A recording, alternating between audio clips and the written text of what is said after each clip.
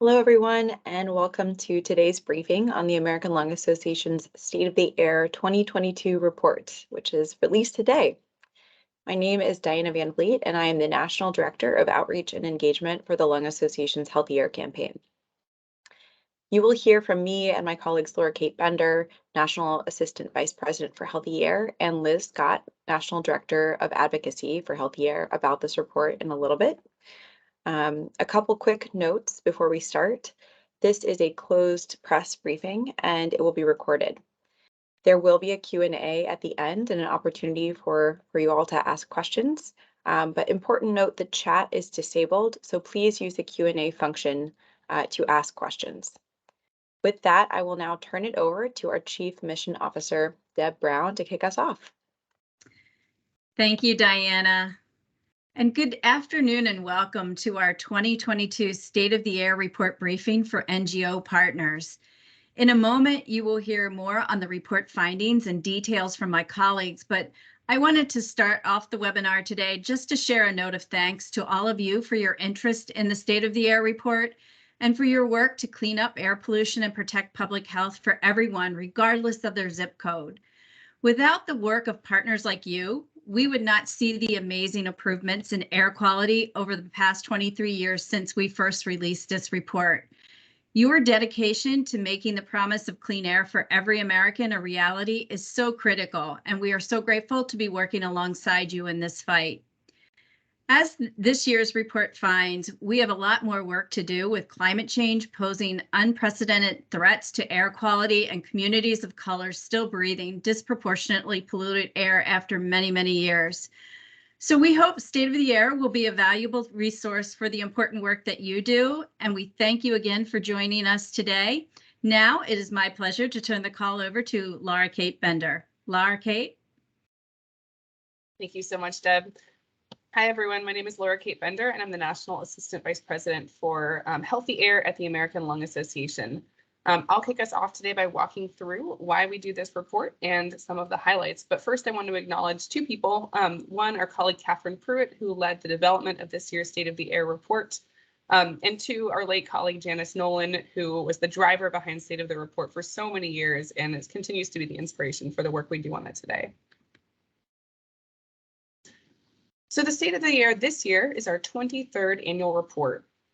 We do it to put air pollution into everyday language and provide local information to the public on the quality of their air that they're breathing.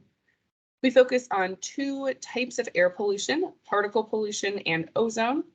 And our report uses official EPA monitors to give grades to 932 counties and ranks to both metro areas and counties for their levels of ozone and particle pollution. And I'll note that I'll echo my colleague Deb, we really appreciate the work that everyone on this call does to help us share the results in State of the Air.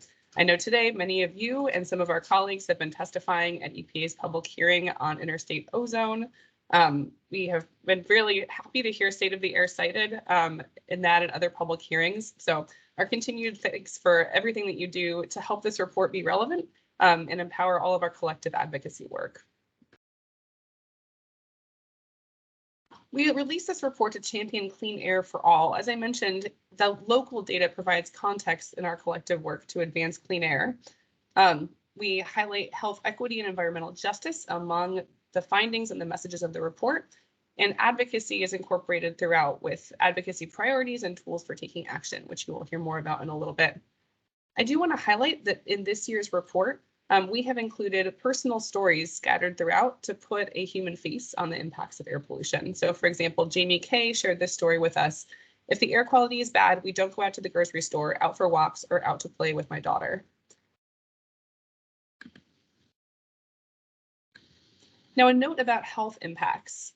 We often say at the Lung Association that someone in every family is at additional risk of health harm from air pollution. Anyone can suffer health harm on days when air pollution levels are high, but millions and millions of Americans are at greater risk of the health impacts you see here, including people under 18, so babies and kids, people over 65, people with existing lung diseases like asthma or COPD, chronic obstructive pulmonary disease, people with cardiovascular disease, people with lung cancer.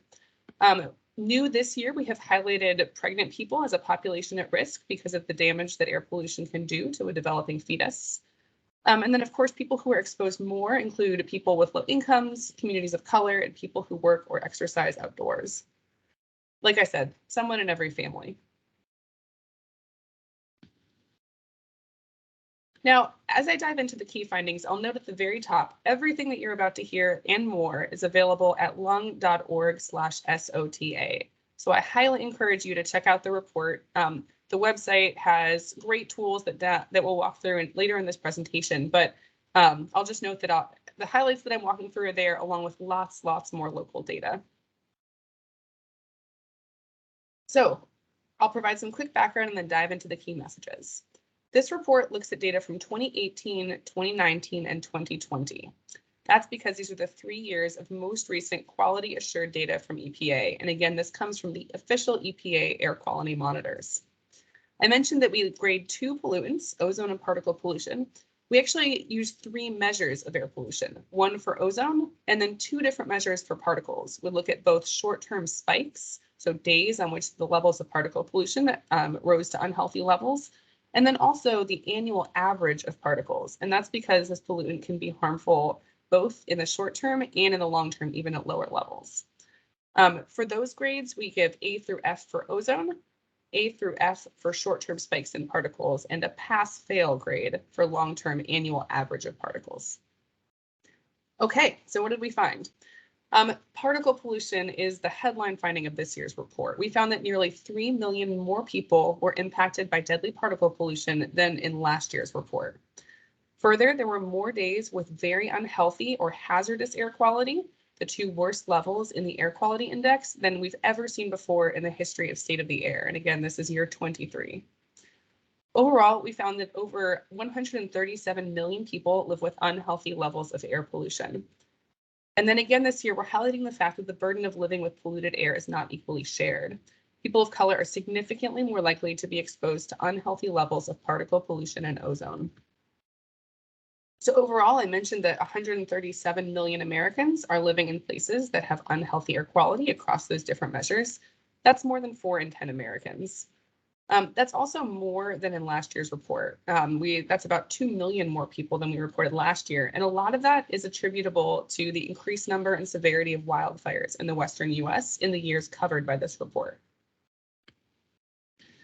I mentioned health equity. Last year, our headline message was about the disparity in exposure to air pollution, and we were really pleased to see the attention that received among the media and decision makers.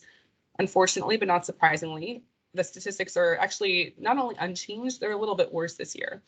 Looking at the nationwide level data, we found that people of color were 61% more likely than white people to live in a county with at least 1 failing grade. And they were 3.6 times as likely as white people to live in a county that failed all 3 pollution measures in the report. So again, the report tracks 2 different measures of particle pollution. So let's talk first about spikes in particle pollution, that 24-hour level. As I mentioned, 8.9 million people, close to 9 million people, live in places that had unhealthy levels of dangerous spikes in particle pollution compared to last year's report. Overall, that's more than 63 million Americans total living in counties that failed for this measure of daily particle pollution. Our report also includes lots of rankings, including the top 25 most polluted cities for each measure of air pollution that we look at. For that top 25 list for particle pollution spikes, 17 out of the 25 actually did worse than they did last year. And in fact, 8 of those cities hit their highest number for unhealthy spikes in particle pollution on record. Now, again, the big story here is wildfires. Wildfires in the western part of the country are increasing the number of days and places with unhealthy spikes in particle pollution. But not just that, they're also increasing the severity of pollution. So we really saw in this year's report a sharp increase in the number of days that were either purple or maroon, so very unhealthy or hazardous, on the air quality index. Frankly, as I mentioned, this is the worst we've ever seen, and it's a serious health threat to everyone living in those areas. So this chart shows the enormous spike that we've seen in days that were either purple or maroon, very unhealthy and hazardous for those levels of particle pollution, again, driven largely by wildfires. I mentioned that we rank the cities. We have a top 25 list at lung.org/SOTA. We have, in the interest of you being able to read the text, we've only included the top 10 here. So these are the most polluted cities for short-term particles, again, those spikes in particle pollution. And we're really seeing, and I'll dive more into this in a minute, we're really seeing that Western cities are more and more dominating the most polluted list of this report. All but one of the 25 most polluted cities for short-term particles are in the Western US. The only metro in the East is Pittsburgh. Next, I'll talk about year-round particle pollution. Again, we measure two different measures or grades for particulate matter. This is the one that is the annual average. So because it's an annual average, this measure doesn't change as dramatically as year to year from looking at the short-term spikes. I'll also note that EPA's standard that we base our report on for how much annual particulate matter is safe to breathe is lower than the standard for daily PM. So there are fewer places that get a failing grade for annual PM than there are for short term. But that said, we still saw more than 20 million people living in counties that exceeded that grade for year-round particle pollution. This is a pass-fail measure, so those places all got failing grades. This is a little bit less than the past 3 years of reports. But again, we are definitely seeing the impact of wildfire showing up in the annual particle pollution levels as well as the short term. 4 cities on the worst top 25 list saw their worst levels ever, but Pittsburgh and Detroit did have their best levels ever. Here's the excerpt. Here are some of the most polluted cities for annual particulate matter. Again, it's dominated by Western cities, but when we look at the worst 25, there are a few more of the large, more industrial-driven cities in the Midwest and East, including Cincinnati, Indianapolis, Pittsburgh, Detroit, Philadelphia, and Chicago. And again, these are all at lung.org/SOTA. And then I'll dive into ozone, our third measure of air pollutant. So this is still the most widespread of the pollutants that we track in state of the air. We found this year that more than 122 million people in 156 counties live with unhealthy levels of ozone. That is 3 out of every 8 Americans. But there's some good news here. About 1 million fewer people were exposed to unhealthy levels of ozone in this year's report compared to last year. This is the latest of a trend we've seen the last few years, so that's good news. Overall, the 25 most ozone polluted cities saw fewer bad air days on average, and 6 saw their lowest levels ever. So some progress on ozone pollution. Here's our quick list of the most polluted cities for ozone. Again, there's the top 25 in the report. The top 10 are here. Los Angeles has been at the top of this list all but one of the 23 years that we have released this report. But one of the things that we'll dive into later is that the report does include trend charts. So even though many of these cities have been on this list for a long time, they are doing better overall than they used to be. We also look at the good news, the cleanest cities. So we have lists on the website for each pollutant, but then we also include a list of the cleanest cities that get A's for both short-term particles and ozone, and some of the best levels for annual PM. So here are those cities in alphabetical order. I'll note, of course, not every county has an air quality monitor. So these are the cleanest cities of those that monitor for the levels of air pollution we cover in this report. So a few takeaways from some of these results. So one, over the history of the Clean Air Act, now 51 years, we have seen as a nation enormous progress in reducing unhealthy levels of air pollution. The Clean Air Act has driven numerous measures like pollution controls on industry and power plants, retiring old dirty vehicles, installing pollution controls across the board, and that's really reduced emissions of the pollutants that react to form ozone and particle pollution. But we are seeing that climate change continues to begin to undo this progress, particularly showing up this year in wildfires. We're also seeing a growing disparity, and I mentioned this earlier. It used to be that there were many more eastern cities on some of those most polluted lists, but as the Clean Air Act has driven that industry cleanup, which is a great thing, the burden of air pollution has really shifted westward, again, driven by wildfires. And of course, this is a clear impact of climate change. So a few additional resources to share. These are some animated maps that we put together, and they compare the state of the air grades from 2007 to 2022.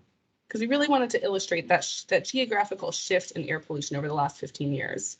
So this is for short-term particle pollution. The size of the circle represents the county population. Blues are A's, reds are F's. And so you can really see, well, number one, how much of the country does not have an air pollution monitor. But number two, how much that pollution burden, those red circles getting poor grades, has shifted from the east to the west coast in those 15 years.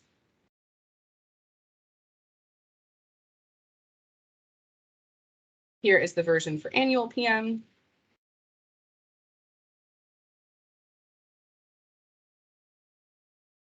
And here is the version for ozone.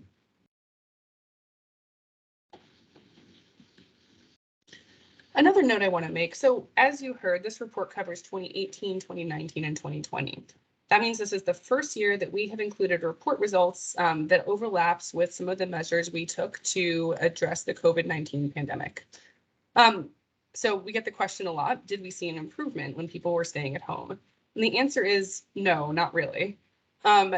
We think that's for a couple reasons. So yes, of course, there were stay-at-home orders and other measures taken that reduced traffic in the early months of the pandemic in particular. But number one, we look at 3 years at a time, and that's on purpose. We didn't want the report to be driven too much by anomalies in any one year. We want to get a good constant picture of air pollution levels nationwide.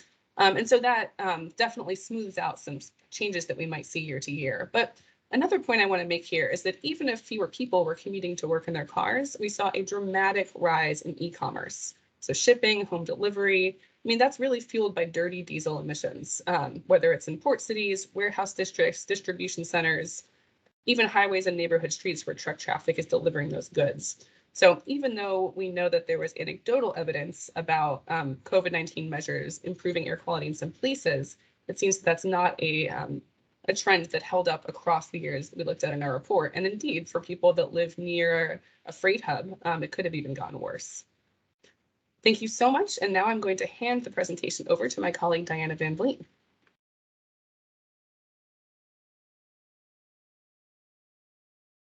Thank you, Laura Kate. Okay, so I want to go ahead and talk about the website. I'm just going to spotlight myself real quick. So moving on to how you can dig into these findings, please visit our website. So the website is at lung.org/SOTA. It officially went live at 12:01 Eastern today. And the basic features of the website remain the same from last year's report. You have the zip code locator, the compare your air feature, and the data rankings and report cards that Laura Kate was just talking about. So how do you find the grades? So most folks want to go directly to see the local information and learn about the air quality where they live. And they can do this a couple different ways. So in the top banner of the home page of the State of the Air website, you can select a state or you can type in your zip code. And if you click on the state, that gets you the information for all of the counties in that state, even the counties that don't have monitors. And if you enter the zip code, it will take you directly to the appropriate county. So here's an example. This is from this year's report, the 2022 grade for Harford County, Maryland, which is a county in the DC-Baltimore metro area. The 3 grades are shown right up front for ozone, daily PM, and annual PM. There's an option to go to sign the petition and also to share your story right at the bottom right. So feel free to check those out. And then we also have a couple tabs. So on the left, you'll see the tab for Harford County. And then if you go to the right tab, you'll see the city, the larger metro area. So for the Washington, Baltimore, Arlington metro area. And you can check out the rankings for that metro area. So another really cool thing that we have in State of the Air are these trend charts. If you click on the Metro tab, this is what you might see if you scroll down. This is what you will see if you scroll down. So the metro area is shown as a color-coded, zoomable, scrollable map. It gives you a good idea of what we call a city. These metropolitan statistical areas can cover a large area with many counties. The trend chart that I mentioned earlier shows changes in each pollutant in each county and metro area since the report began. And again, this is our 23rd annual report. As you can see here, despite some recent worsening, the Washington, D.C. Baltimore metro area has made big improvements in cutting the average number of high ozone days following its worst period in 1997 to 1999. So the text circled in green near the top gives you an idea of the magnitude of the change. There are nearly 77 fewer bad ozone days, more than 2 months of less bad air, which is a really remarkable difference. And so beyond the local air quality, moving into the other pieces of, chunks of information on the report website, there's a whole section on key findings, which Laura Kate just highlighted. There's a lot of other good information. And yeah, you heard some of the highlights, but if you want to dig in further, more than welcome to go to the key findings section. We also have the health impacts. So the health impacts of air pollution section provides the evidence base for why we do what we do. It includes up-to-date research on the health effects of particle pollution and ozone, and an explanation of which groups are at increased risk and why. One thing to note here is that we have added pregnancy as a risk category this year, adding millions more people to our tally of people at risk, as Laura Kate mentioned. And there's also a section on emerging threats, which this year includes some concise information about the health impacts of climate change, wildfires and e-commerce, and shipping and transport. Also on the website is a section all about recommendations for action. And my colleague Liz will go over this section when she talks about the advocacy components of the report in a little bit, so I'll leave that for her. Okay, so now moving into the data and grades and ranking. So how we come up with these grades. Just a little bit of background here. And I should say if you're a data geek and you want to get into the weeds, there's the methodology section in the report. So feel free to jump in. But quick overview in terms of how we get the data. So the first step is that the states collect air quality data from monitors across each state. The data from this year's report was already collected, as you heard from Laura Kate, in 2018, 2019, and 2020, and they are the latest quality assured data available. EPA then reviews this data and posts it online, where our consultant downloads and prepares it for us. We use this data to calculate unhealthy days, weighted average, design values, grades, and rankings. These values and grades are shared with the field staff at the Lung Association, who in turn share them with their state and local air agencies for a final review. Any changes from state and regions are incorporated into the data before determining the final values, grades, and rankings, which serve as the basis for all of the state-of-the-air resources we're discussing today. Best and worst lists, trends, state and county web pages, PDFs, media materials. And then we'll move on to the grades. So ozone and daily PM letter grades are derived from the number of days a county or city had unhealthy air quality levels based on the air quality index, which is the orange, red, purple, and maroon scale that most folks are familiar with. So days at worst levels, such as purple or maroon, count for more than days with lower levels, such as orange days. Annual PM is a little different and uses a pass-fail grade based on whether a county or a city is above or below EPA's National Ambient Air Quality Standard. So every year we are asked why certain places do not have grades, and there are a couple reasons for that. So the first is that only a third of all US counties have any air quality monitors, meaning 2/3 of the counties will not have any grades. Additionally, counties may not have monitors for both ozone and PM. It's important to note that we do not decide where the monitors are placed at the Lung Association, although we wish we did, but this is handled by EPA and the states. And then lastly, monitors may not always have complete data for all 3 years that we're looking at in each report. So some counties will have monitors, but they don't have grades as the data is incomplete. Moving on to the rankings. We have 3 separate pollutants that are ranked for cities: daily particulate matter, or PM, year-round PM, and ozone. Cities are ranked for each pollutant based on this most polluted county in that city. Some cities have only one county, but most have multiple. We use the worst county as we know that air pollution is not confined by political borders and can travel to neighboring communities.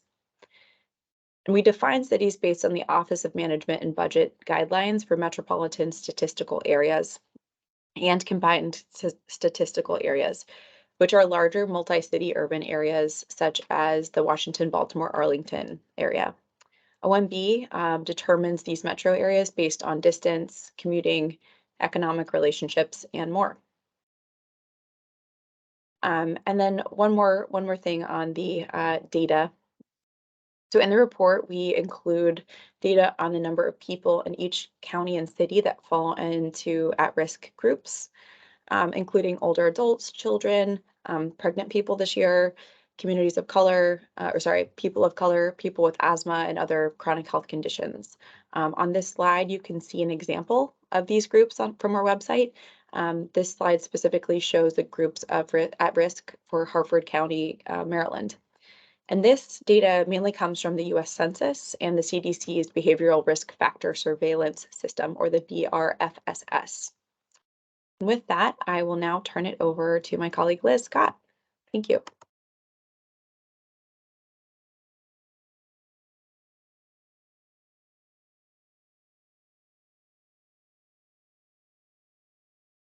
Sorry, I was having difficulty unmuting there. My screen was too small.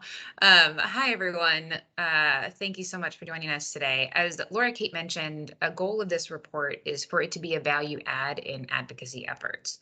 So our advocacy ask for this year's State of the Air Report 2022 is to call on the Biden administration to strengthen the national limits on both short-term and year-round particulate matter air pollution. So why do we choose this? Well, EPA is currently reviewing these standards, so it is timely. But more than that, the National Ambient Air Quality Standards, or the NAAQS, which PM is one of them, they're not just the basis for this big report that we put out every year. They are what requires communities to clean up pollution. They were set up by the Clean Air Act to be based on what the latest health science says is needed to protect health with an adequate margin of safety. The problem is that the current standards are outdated. In fact, the previous administration chose not to strengthen them despite science saying that they need to be stronger. We actually sued them over that decision, which led to this reconsideration EPA is doing now. EPA is actively taking advice from scientists, and we expect that they will make a proposal in the summer.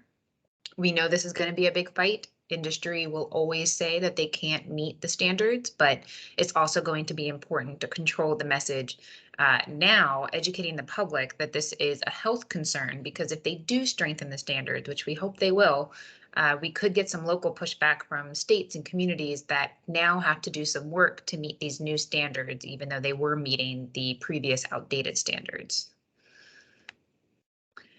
We have a petition that is up for everyone to sign. So while you're digging through the data or while you're listening to us speak for the next 20-30 minutes, head to the Take Action page on the homepage or lung.org/SOTA-petition and add your name. As a reminder, we don't share anything except your name, if you have health credentials that you want to share, and your state. And then we will send this to EPA when they have their open comment period. And I will add that, yes, this does matter. Sometimes you can feel like you just input your name and kind of goes into the interwebs and don't know if it does anything, but it does. We've heard from agency staff directly that seeing advocacy from the public is incredibly powerful and persuasive. There are a couple of updates to the report. We had to the advocacy sections of the report. We've revamped and renamed the advocacy section to be recommendations for action. So there's no question about what we're asking people to do. It includes ways that different institutions can protect health and reduce air pollution. This is not meant to be an exhaustive list in terms of the types of actions we say or we recommend, but we did expand the section to include a variety of levels. So first, for individuals, they can do things like checking the air quality before they go spend time outdoors. They can also reduce their personal emissions. And then we also direct them to science-based resources from the Lung Association and how to protect themselves from wildfire smoke, as we've seen that be a big driver of PM pollution in this year's report. We also have suggestions for local governments, like adopting a climate action plan that is specific to their community. They can purchase zero emission fleet vehicles and renewable non-combustion electricity wherever is possible. We also include recommendations for state, territorial, and tribal governments, which could mean setting a clean electricity standard, which would follow what some states or groupings of states already have. They can invest in more and more effective air quality monitoring, and then states can also adopt California's stronger vehicle standards. And then, of course, we have recommendations for the federal government. Congress can actually pass the climate investments that have been on the table for, I think, over a year now. EPA can set stronger standards for both PM and ozone pollution because they are reviewing that standard as well. And EPA can also set stronger standards that will help the nation transition to zero emission vehicles. So, as we said, this is an incredible advocacy opportunity. So what can you do? You can share the petition and encourage your networks and your communities to sign. For all of our health partners and health organizations that are on the call, there is a spot for health professionals to include their credentials in the petition. We've seen that health professionals are a powerful voice in advocacy. You can also share the recommendations for action with leaders at every level. You can use the report findings to contribute to op-eds and LTEs and other media that your organization is doing to help elevate the findings, but also to broadly further the message that improving air quality and reducing pollution is a health issue. And so now I will hand it back to Diana to talk a little bit about some engagement opportunities we have. Thank you, Liz. I will just quickly change the spotlighting. And I'll just quickly note before we move into engagement opportunities that one important thing this year is that Puerto Rico is actually included in this year's report, in addition to all the great data you heard about, and also the pregnant people's totals. So just wanted to make sure we mention that. Okay, so what can you do beyond what Liz talked about on the advocacy sections? If you're so inclined, we would love to have you join us tomorrow for a Twitter storm. So that's tomorrow, Friday, April 22nd, starting at 2 p.m. Eastern. And you can participate using the hashtag State of the Air. Or feel free also to retweet anything from the Lung Association too. But yes, would love to get your your tweets drawing attention to this report and helping people know that it's out there and a resource that they can use. And then beyond the Twitter storm and beyond today's launch, please continue to share the report findings. We would love to have you share with other partners, decision makers. We want this report to be valuable to you, as we've said. And we hope it is. Great. And so moving into questions, just a couple reminders. So the chat is disabled, but we have the Q&A box. So please feel free to ask questions in the Q&A box. And just another quick reminder, this is being recorded, this webinar. So yeah, and I'm trying to see if I have any questions so far. Doesn't look like we do.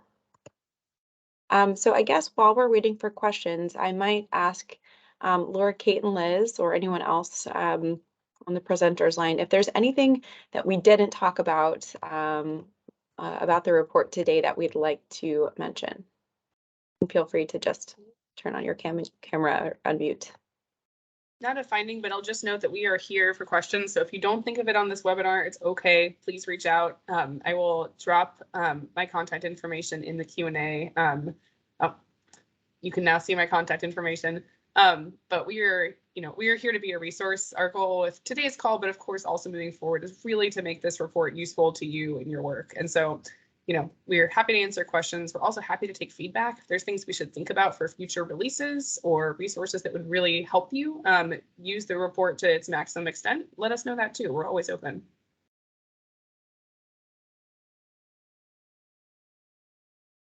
That and my email is in the on the slide too. Any questions?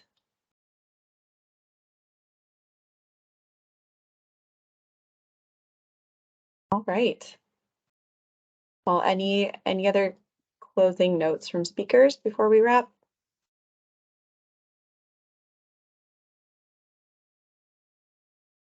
Okay, well, thank you again so much for joining today. We really hope that the State of the Air 2022.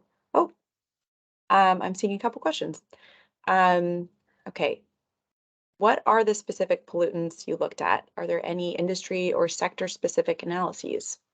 From Henry, and I can't see the last name, but I will kick that over to Laura Kate. Yeah, sure, I can start. So we are using EPA's national network of regulatory air monitors, and those are capturing ambient levels of ozone and particle pollution. So those are the two pollutants that we're looking at.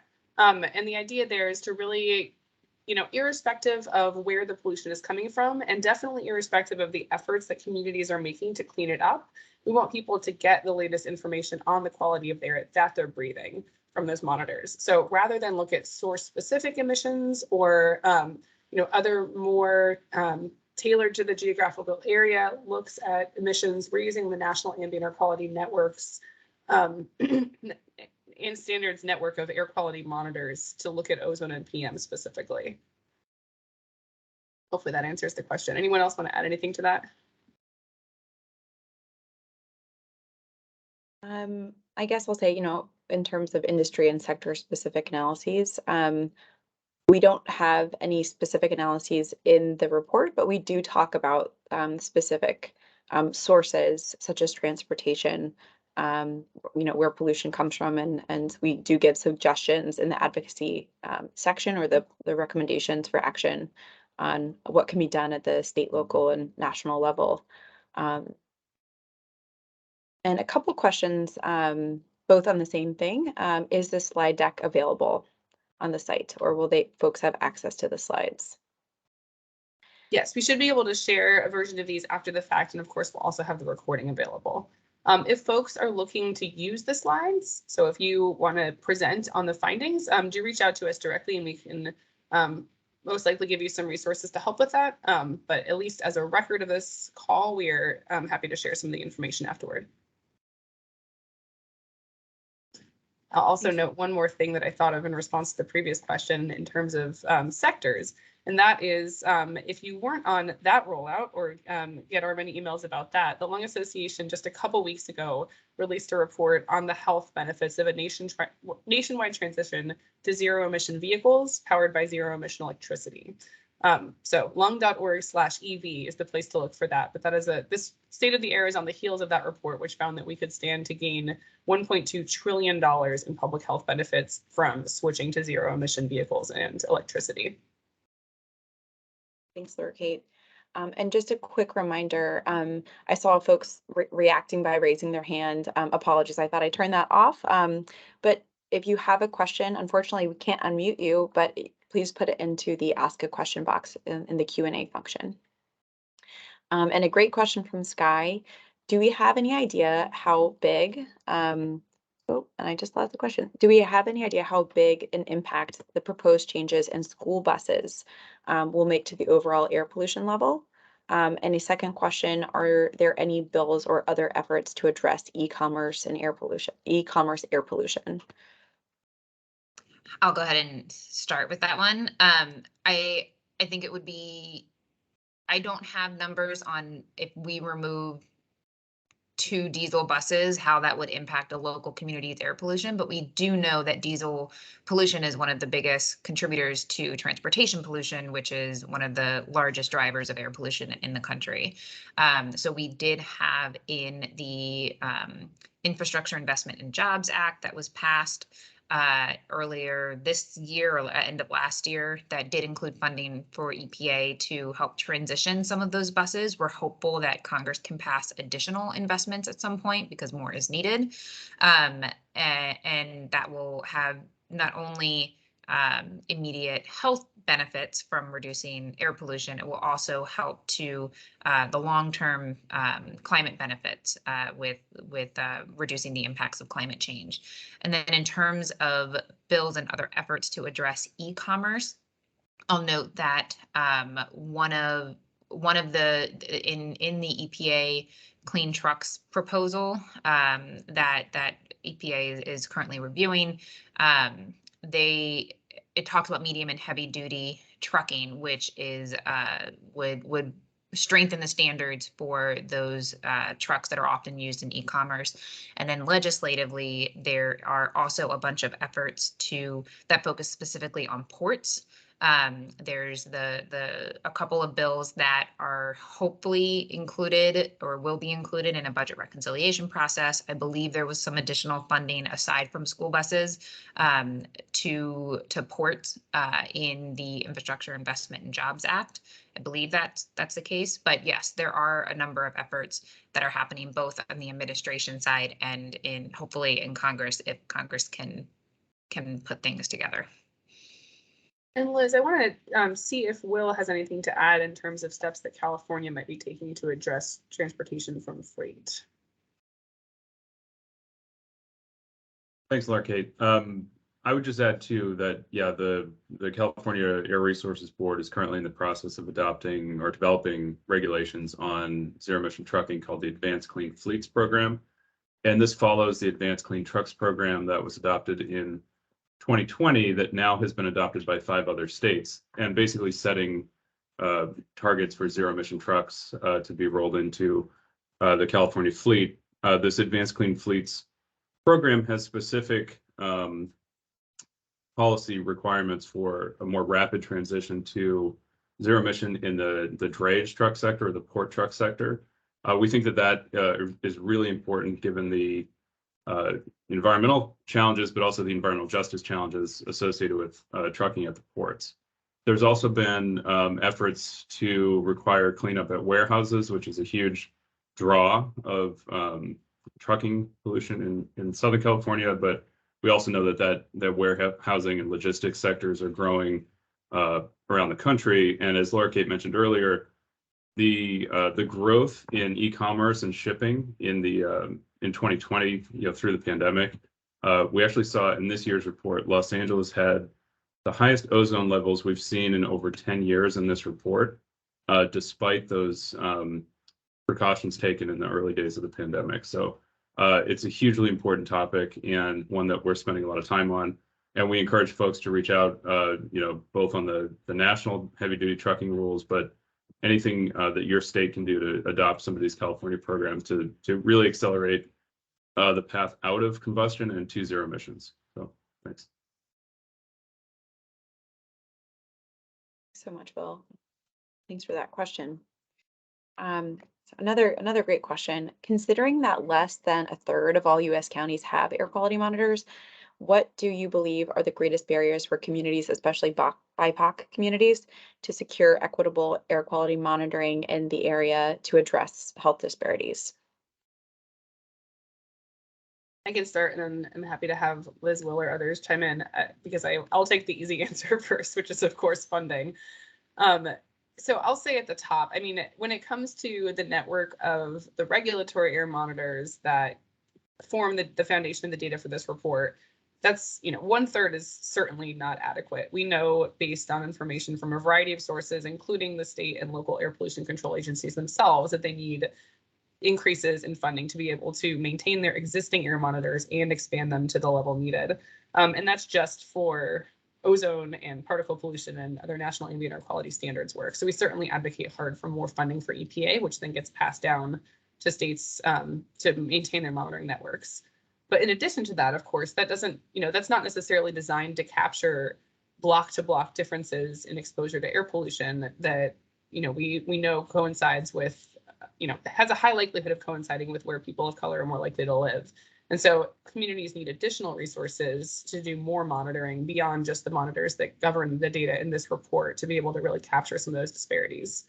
And of course, you all know this, but ozone and particle pollution aren't the only dangerous air pollutants out there. There's a variety of other, other emissions that need to be captured, whether it's air toxics or other emissions from power plants or other industrial sources. And so that's certainly something that communities need more resources to do as well. I'll add that on some of the things that are happening, I think a lot of this is dependent on the ability, as your question said, the ability of communities to access the information about available funds. And that's something that we ask EPA and ask every agency to make sure that in every grant program or every funding program that exists, to make sure that there is the opportunity to do public outreach so that communities aren't left in the dark knowing that they have this opportunity that they're not aware of. But I will say in the American Rescue Plan, which was the COVID relief bill that was passed last year, there was included for EPA $100 million in grants specifically for environmental justice air monitoring. And so EPA has been in the process of awarding those grants. Half of them went to state and local agencies, and then half of them are put into a competitive grant program. I'm not sure if that is still open right now. I know that they've received a bunch of applications that they are reviewing, but as Laura Kate said, that program was one-time funding. It was a grant program that was included in the American Rescue Plan. Additional funding through regular appropriations is needed to not only keep that going, but to scale up from there. And then I will also add the opportunities for community air monitoring. So in the most previous funding bill that was passed, there was a sort of a note in there about developing community air monitoring that can get down to the hyper-local level. This is an effort that was championed by Senator Markey in the Senate and then Representatives Castor and Blunt Rochester in the House to find ways outside of regulatory monitors. How can we give the public access to real-time hyperlocal data on what their neighborhood is experiencing in terms of air quality? So we'll be on the lookout to see how that shapes up into EPA practice in the future, but that's something that was new, that was just passed. Thank you so much, Laura Kate and Liz. I'm not seeing any additional questions at this time. Last chance for this webinar, but certainly not a last chance for questions. Feel free to, again, reach out to us at any of the emails on the slide, and happy to take questions. Okay, well, with that, I'll just say thanks again so much for joining today. I know it's a busy time, but we really appreciate your time to learn more about this report, and we really hope that that it's a valuable resource for you. So have a great day, and we'll be hopefully hearing from you on Twitter tomorrow during the Twitter storm at 2 p.m. Eastern. Thank you. Thanks so much, everybody. Thank you all.